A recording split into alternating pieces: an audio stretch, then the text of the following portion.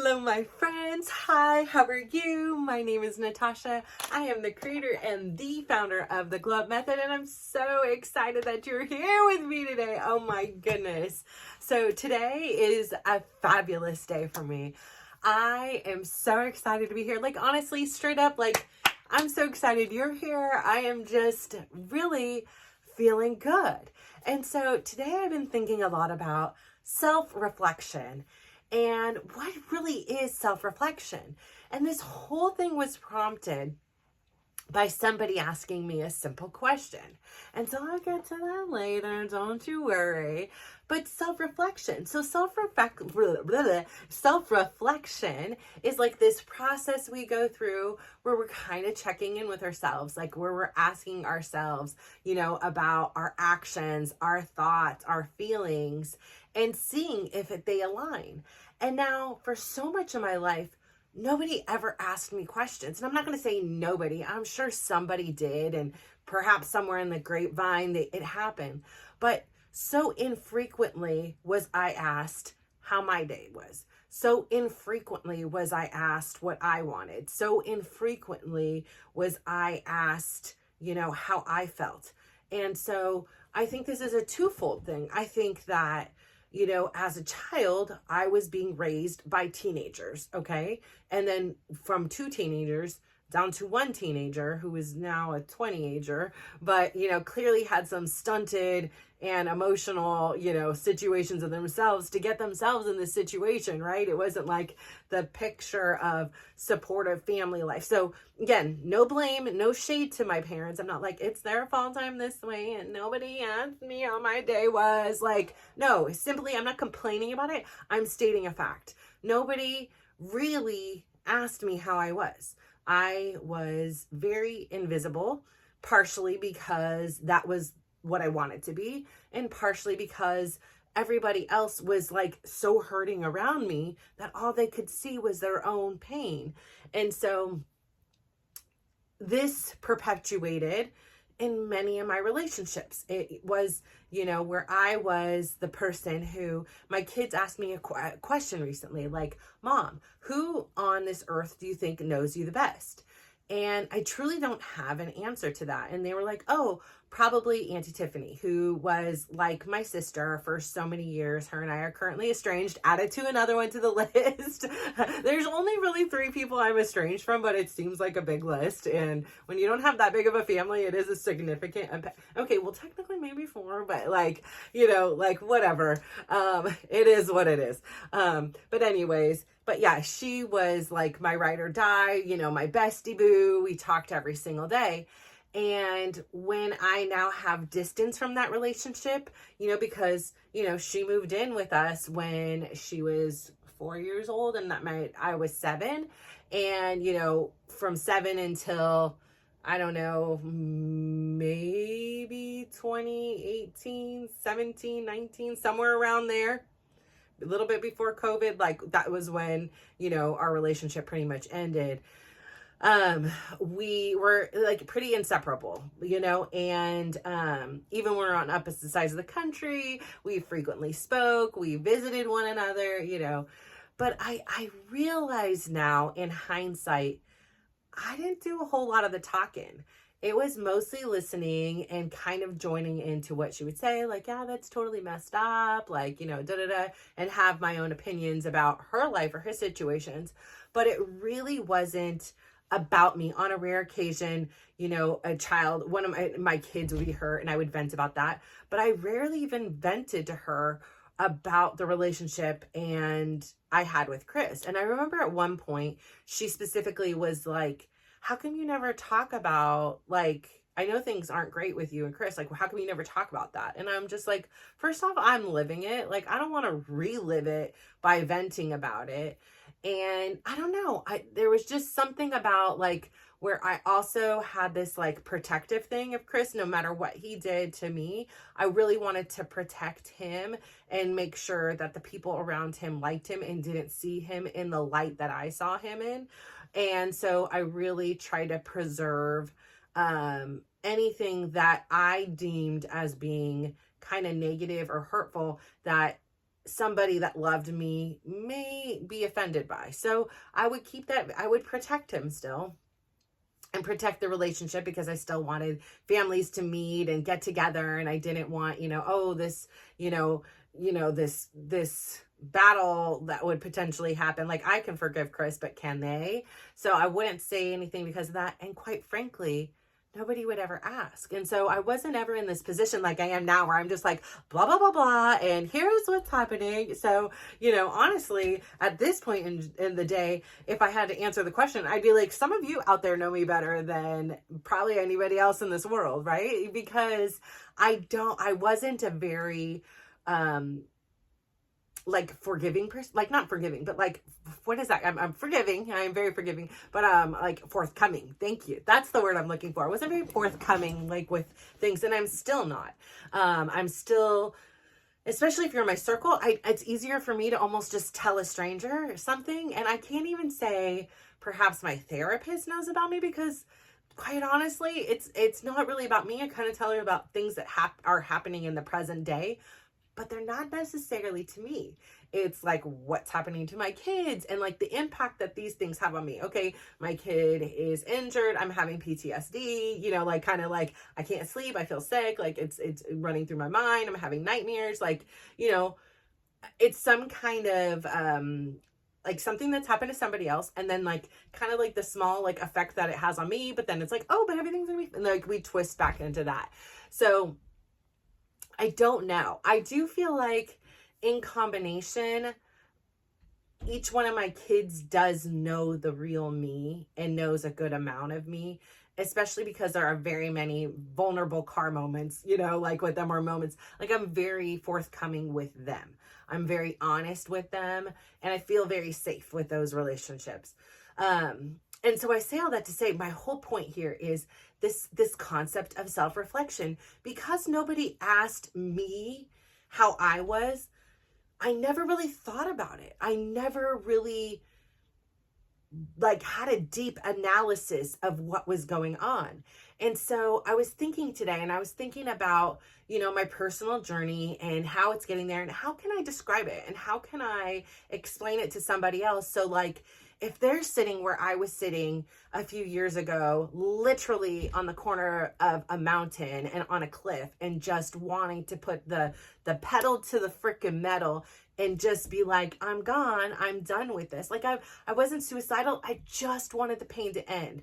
And if that was the only way in that moment I can find, then so be it. But like, and I know that's really hard to say. And like I said, again, I have all these instances where I'm connected with, friends that have actually succeeded in committing suicide, unfortunately, friends that have had spouses do it, family members that have had extended families that have done it, like, obviously famous people that we hear about that have done it, that like still, even though they're famous, somebody like Twitch, it shouldn't affect me. But like, I'm like, I watched him on So You Think You Can Dance. Like I watched him, and then I saw him on TikToks, and, he was lovely and had these beautiful kids and this amazing wife and all these things. And if he looks so happy all the time, so again, like, it wasn't something that was necessarily like something that like I would sit there, but I just really wanted the pain to end.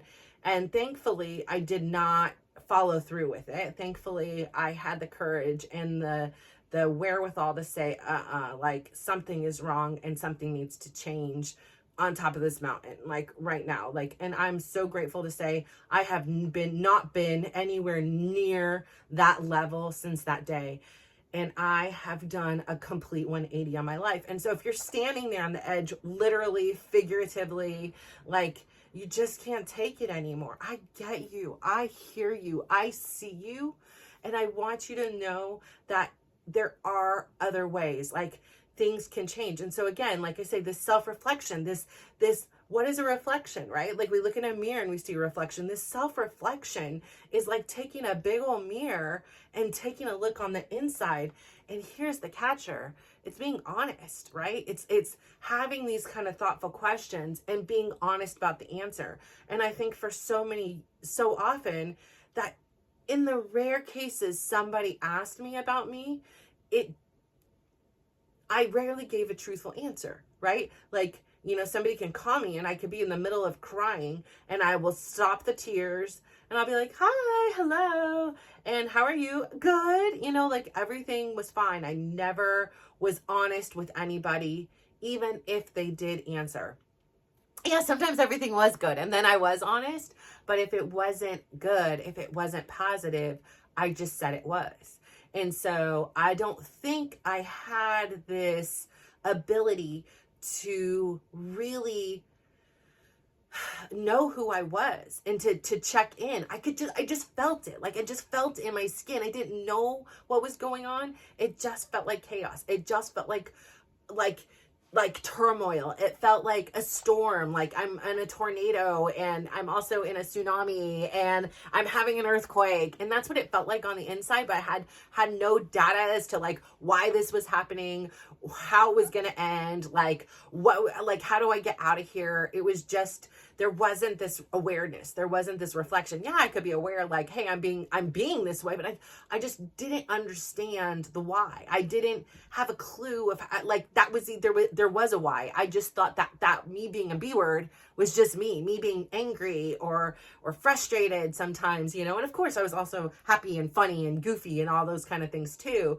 But those things didn't bother me, right? Like those things were fine. Like that's great. But like, except for like sometimes I was being goofy and funny, like laughing at myself to like, you know, distract, you know, people from seeing the real me, or, you know, hey, let me beat them to the punchline. Like I said, with my last name, I had a very, you know, controversial kind of last name, which prompted a lot of teasing and stuff. So I really learned how to beat people to the punch and was like, okay, if you're going to laugh at me, I'm gonna just split it out. I'm gonna say it first, and here it is. I'm gonna take your power. I'm gonna take the power back and be like, hey, ha ha ha, yeah, you know, Lorena Bobbitt's my uncle or my aunt, and you know, the Mr. Bobbitt is my uncle. You know, like, so my brother's name is really Richard, and we all call him Dick. You know, like I will beat you to the punchline with enough time. So I didn't have this sense of really asking myself the question because I didn't feel like I was ever really asked.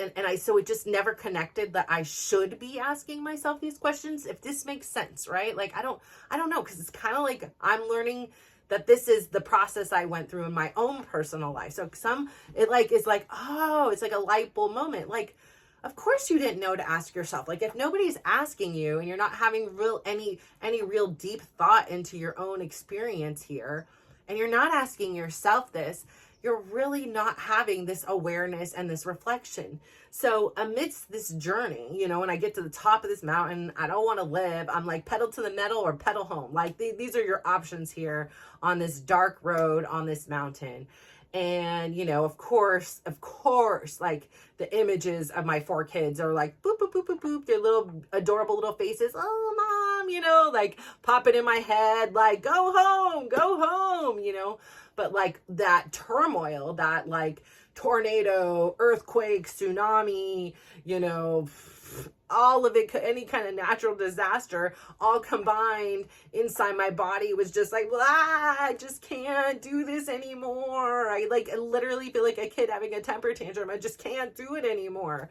And I couldn't see any salvation. You know, like I said, I was in therapy, but I wasn't fully honest there either, right? Like I'm not, you know, hitting it hard. I'm not getting deep. I mean, I'm not talking about the bad things that have really happened. I kind of talk about what's happening in the now, you know, and maybe one story or thing will kind of pop up here, and it's just a side piece, and it makes probably like, oh, you know, okay, yeah, shocker here, you know, you're you know, that these things, you're behaving like this or you're reacting this way when this thing has happened, but we're not really like hitting it, you know, we're not really addressing. I kind of like just fluff over it to get to the next thing. So this self-awareness, this mirror that is reflecting what's going on the inside is so crucial in your transformation. And I think that the secret here is to know you're worthy of the question. Like you are worthy of asking yourself the question. And I get it. It's not always familiar. At least for somebody like me, it hasn't been familiar. if I was always the person who presented themselves as strong, as happy, as confident, this was my facade. This was the person that I believed I was supposed to look like in the world. And now, granted, I'm sure that they could see the cracks in the mirror, you know, like in this image, that it was a complete illusion. But this is who I was. And I became very good at being like a chameleon. I would adapt to your personality. You know, if you were glum and sad all the time, I'd be glum and sad all the time too, because I didn't want to stick out. I didn't want to, you know, I wanted to relate to you. I wanted to be accepted by you. And so these relationships and who I was defined by who I was with. And who I was with was the priority, because that's who I'm trying to please. That is who I'm trying to make happy. That is who I'm trying to be accepted by. So they became the priority, and I just became this nothing who met whatever their needs are, whatever their moods were, whatever their feelings were, whatever their beliefs were. Yes, I believe this too. Yes. So I just was this representative of me, but I was not me. And I wasn't even one person, because I was very different depending on each person I was with.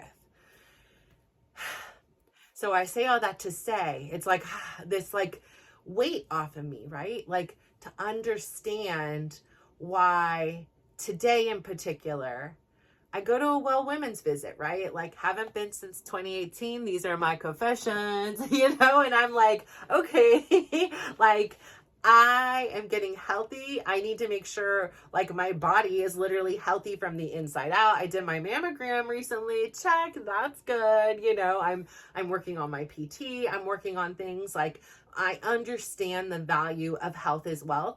And if there's something preventative that I could potentially have that's catch up, like, you know, whatever, like let's hit this, you know, like I just want to make sure I'm at optimal conditions and I'm in optimal health, and you know, checking all the boxes and seeing those things. So again, my blood pressure was great, which is like such like I had this like anxiety, like my gosh, I was talking, I hadn't eaten yet, I'm drinking coffee, like my gosh, my blood pressure is gonna be high, and I'm just like, just breathe, you know, like trying to breathe it through. But I'm feeling anxious because every other time it's like this whole discussion. Oh, your blood pressure is so high. Like you should be admitted to the hospital with how high it is. And da da da da da da da.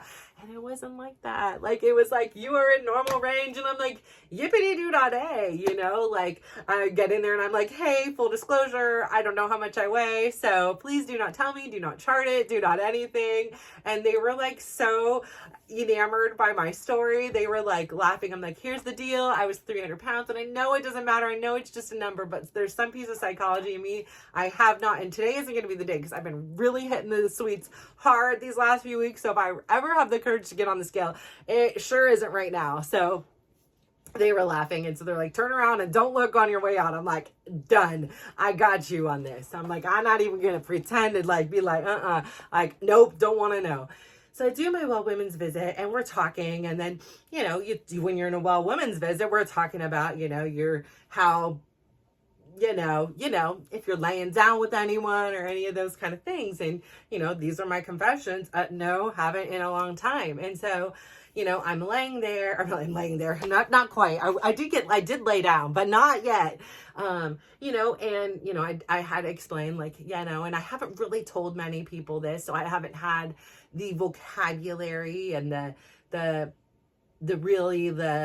words, kind of like how to say it. It's still kind of awkward. There's still part of me that's like, are we not? I mean, we are, but like, you know, we don't have any paperwork, and, you know, this and this and this and this. So like, it just brings up all these like weird things. And it's just weird to accept that after this many years that this is where we're at, right? Like, it's just not the normal of what it had been for 24 years, right? So anyways, she asked, you know, at first she said it, and then she's like, oh, I'm so sorry. Like, you know, and I looked at her, I'm like, no, it's okay. It's like, it's fine. And, you know, it's just kind of, it was interesting. And then we went about the appointment, and towards the end, she stopped and she looked at me, and she's like, actually, you know what? I really want to ask you, how do you feel about the separation? And it took me by surprise. And I feel like I haven't been asked, how do I feel about it? I know that I've done self-reflection and I've been like, I feel freedom, I feel relief, but nobody had asked me about that. And there was something so compassionate and so interesting about being asked it versus only doing kind of the reflection on the inside. It was like what I had reflected on the inside, I could now verbalize because, I usually just kind of keep it on the inside. And I said, she's like, how do you feel? And I said, I feel free. Like, I feel really good about it. I feel like for so many years, I'm like, here we are with the lineage story. I'm famous for them. I was like, we met and got married after knowing only each other only 3 months. We have created a beautiful family with 4 amazing kids, but we couldn't be further apart on so many different things. And yeah, opposites attract, and it's not the differences. It's just the way in which I'm viewed and the way in which I'm treated that I just cannot get past, right? And I expect more because I now no longer abuse myself. So I'm not going to allow somebody else to abuse me, even if that's the pattern and the habit that they're used to doing. I'm no longer okay with that treatment. And I don't know if I ever was, but I'm no longer accepting of it. And so I said, I'm really happy because I'm excited to explore what this life looks like independently. I was like, even when we began this process of potentially separating, I kept saying to myself, the happiness of 5 people is more important than the happiness of 1. And I can't make 5 people sad just for my own happiness. And, that's what I believed. And when my kids were younger and he would do some awful things, or what I viewed as awful. I mean, I'm sure there's people that do way worse or whatever. But anyways, they were things that made me feel really uncomfortable, things that I didn't like, things that made me sick to my stomach, literally. I would tell myself, I love them more than I hate you. And I hate the word hate. Like, I very rarely use the word hate. And so I would have to say that to myself, like, because I would just want to leave. I would just want him to get out and never come back again. But I would look at those kids' faces and I understood what the absence of a parent meant. And I didn't have the confidence or faith in him that he could still be a parent to them. And I could still allow him to be a parent, thinking that he wasn't going to have to support them and all the different things that he had said. And what if, and maybe he's just threatening these things, whatever, who knew? But I just couldn't do it. And so, I would tell myself on repeat, I love them more than I hate him. I love them more than I hate him. And that was like my mantra, because it helped me get through the day and endure the suffering that I was going through, and sometimes they were going through, because I really thought that was what was best for them. I thought that was for the greater good of them. And so again, when it came to a few years ago, when there was this, hey, I'm not happy, da da da da da, and then we gave it another shot, it was this, the happiness of 5 is greater than the happiness of mine. Like, I don't want to upset 5 people just for me to be happy and just for me to be at peace. And what these last few years on this journey has taught me is that my peace and my happiness does value. 5 people are not more significant than mine. I would never want my kids or Chris to sacrifice their happiness and peace for me. I would really want them to live the life that they are proud of. And when you're full of sacrifices and resentment and suppression, that isn't the happiest version of you. At least for me, it wasn't the happiest version of me. It was literally a natural disaster occurring on the inside. And so I expressed in all these words how happy and free and excited I was to see and like mastermind this life of mine in this next chapter of my life.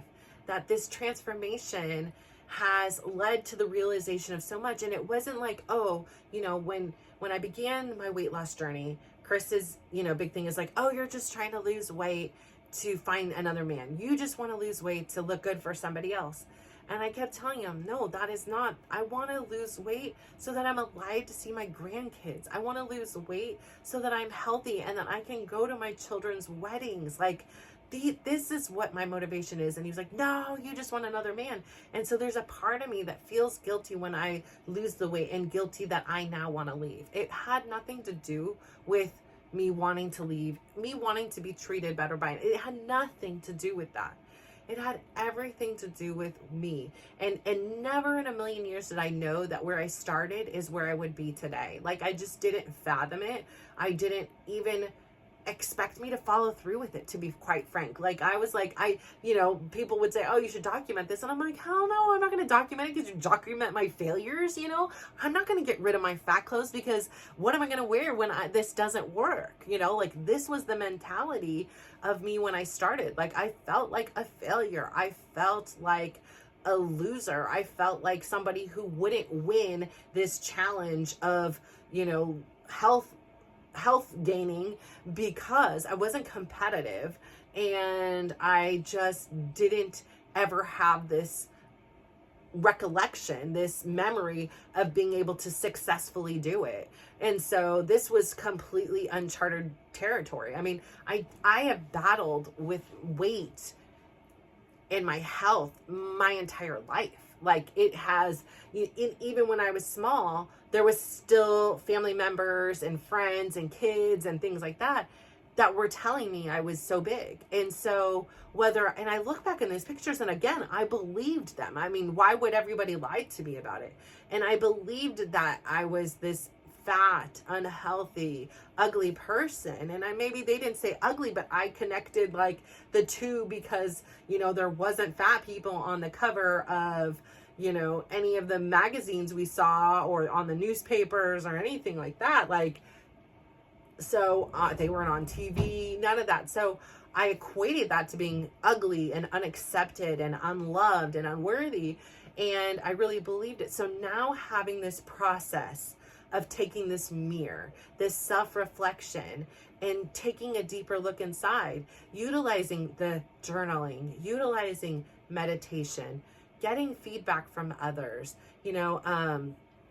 really doing check-ins at the end of the day. A part of my couples therapy with Chris was doing these check-ins, right? And so I never had really thought about it, but to sit down and think about it on a continual basis was a real helpful thing for me to feel okay, asking myself, how am I feeling today? How am I feeling about this separation?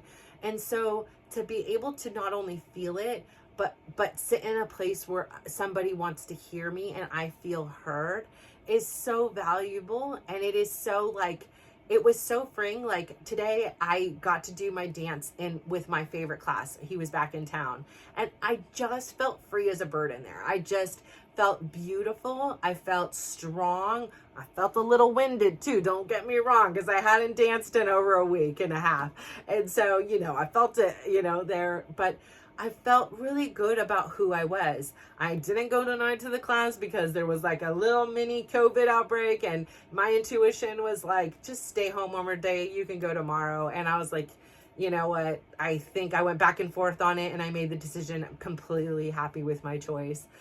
There will be more dance classes, but my priority is staying healthy for me, staying healthy for my kids, for my mind and everything as best as I can. So I'll navigate that tomorrow. But for today, I went and I sat here this afternoon, and I was running instead of dancing in the class, and I could hear the birds outside because it was a beautiful weathered day.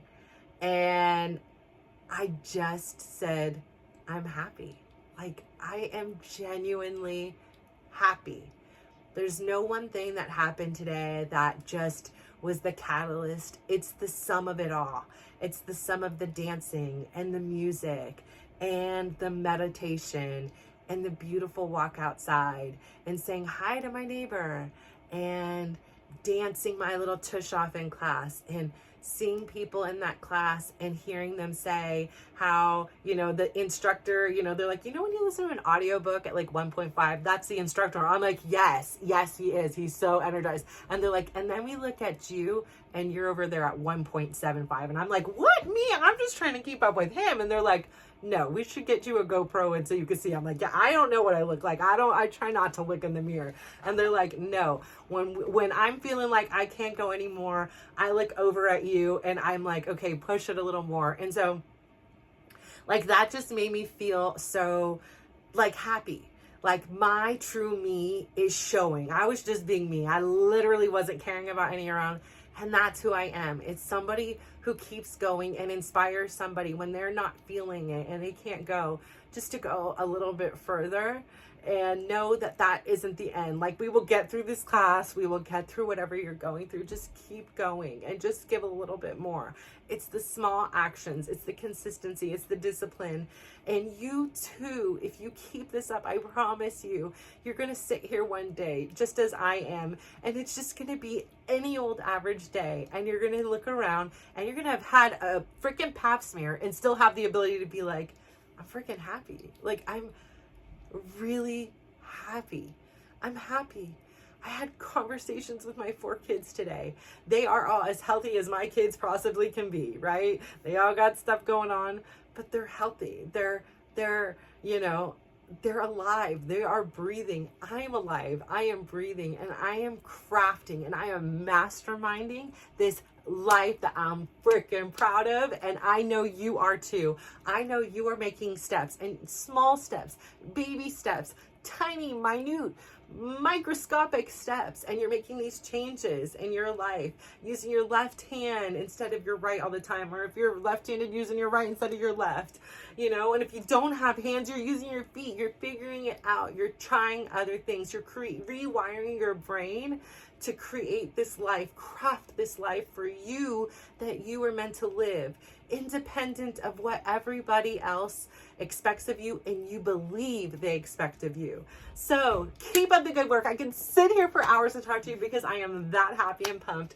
but alas, I must go. So please comment below. Please share what you're doing, what little steps you're doing to make progress in your life and make change, because we're a community here. We are all here to support you and cheer for you, and you changing inspires us to make changes. Like, oh heck yeah, that's a great idea. Like some things we simply don't know. I simply didn't know to ask myself the question is, how am I feeling? And then to be honest with it. Not like good, everything's fine. Like to actually ask myself the deep questions and listen to what I have to say and be honest about what those answers are. So here we are. It's the end of the episode, but I'm so grateful you're here. I'm so proud of you for sticking with this, and I am just so excited to see where this journey takes us all. So if you can do me one huge favor today, go out there, give somebody a big smile, give them a compliment, and just watch how they glow up. So thank you. Mwah.